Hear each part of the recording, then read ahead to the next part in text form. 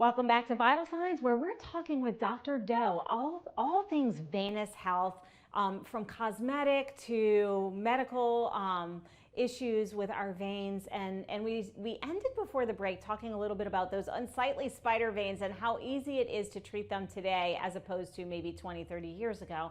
And Dr. Doe, I want to kind of dive into the patient experience because I know here are the questions that are going to come. Is this covered by insurance? Is it considered elective? What does that look like? And what can I expect before, during, and after some of these procedures? Yes, so we treat at Alate Health, we do treat the cosmetic stuff, but our main focus is on medical vein disease. And at Alate Health, we always work with the insurance. Most insurances, once you have a symptom, that's considered medical vein disease. And once you have medical vein disease, pretty much all insurances will cover that. Um, and at Alate Health, we offer all of the different treatments, whether it be laser or radio frequency or the newest one, which is the Venous Seal glue. But we tailor it to your veins, basically. Once we get your initial ultrasound, we'll look at these, we'll see which treatment is the best, and then we'll tailor it for you. Now, what you can expect during the treatment is you'll get some sedation, so you're very comfortable, and then you'll leave the office with a tiny little incision, maybe a quarter of an inch of where the catheter went in, and that's it, really. Super simple. It's come a long way. So, it's really important that we have a pulse on this. If you're seeing anything, folks at home, if you're seeing spider veins, if you have anything, if you have swelling at the end of the day in your feet and you didn't do anything to warrant it, it's time to get this looked at because that's how our blood flows. That's essential for every aspect in our life. And if we have venous insufficiency or challenges in our vascular health, it's going to impact other things and could be actually, it can escalate. So it's important to take care of it sooner rather than later. Earlier treatment is always optimal. And so, talk to me about the future of vascular health. Are there any exciting developments, research, or things that you're really excited about or taking part in? Well, the biggest thing was the Venous Seal glue because it makes the procedure much safer and exposes the patient to a lot less things. Some of the new things that are coming into focus here are actually replacing these valves in the vein. So instead of shutting it down, we get new working valves. Not sure how that's going to pan out, if that's really going to, kind of supplant these other treatments. But that's probably the biggest thing that's coming up on the vein side of things. We've always got new toys and great new things for the other side of your circulation. And because I'm an interventional radiologist, we're always using some new technology to basically avoid big open surgeries. I think that's really important because the bigger the more invasive it is, the more risk you have associated it. So I'm going to talk to you a little bit about technology, if you don't mind, because there's a lot of talk about artificial intelligence. Advanced imaging is in the news a lot these days. How are these technological advances shaping the future of vascular treatments, or even how you're utilizing them now to make this more safe, more comfortable for the patients? Yes, so the improved imaging, the aid in interpreting the imaging, things like that has really helped us do these procedures. And as the imaging gets better, we can get less and less invasive. We can use smaller and smaller instruments.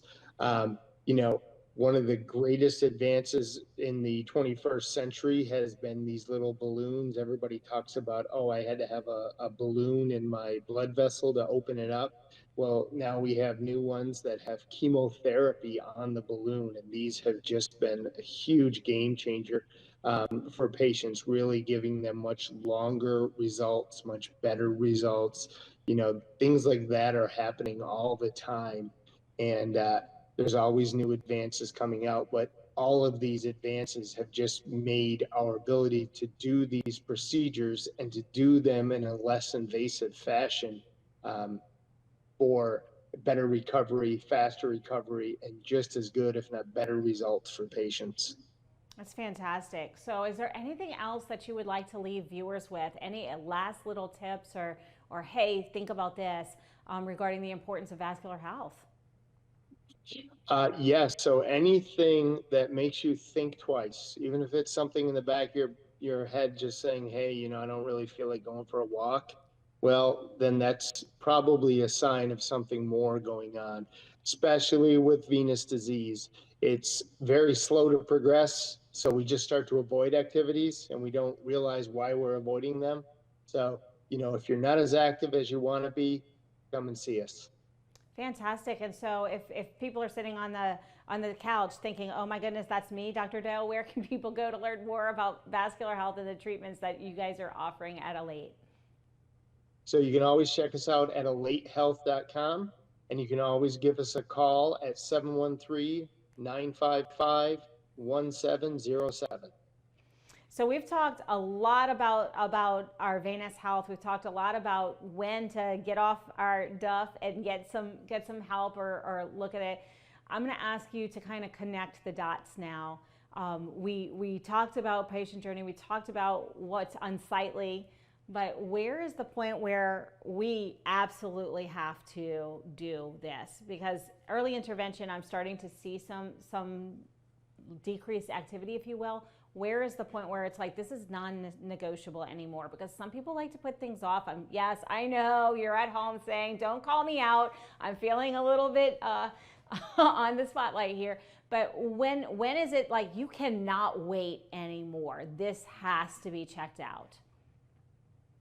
So that's when you have that reverse tan, which is what I call it. When your feet, maybe your ankles, part of your leg are darker than the rest of your leg. And that indicates that this is venous disease that's progressed to the point where you're going to have a healing issue. And that's really the end stage for this, where little things like mosquito bites become big open sores. So once you get that discolored look to your feet and ankles, you need to do something.